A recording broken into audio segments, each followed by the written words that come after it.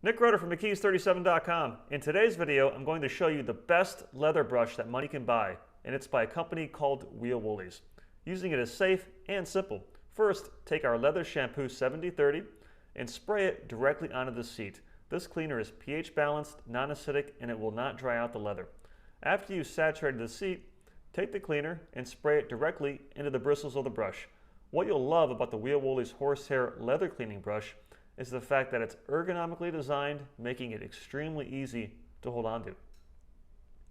It has thousands of natural horsehair bristles that gently exfoliate dirt and grime from the deep pores of the leather without causing any scratching.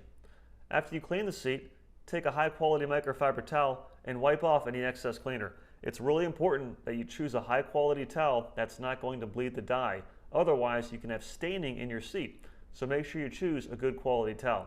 Once you're finished, the seat will be clean and it'll feel and look brand new.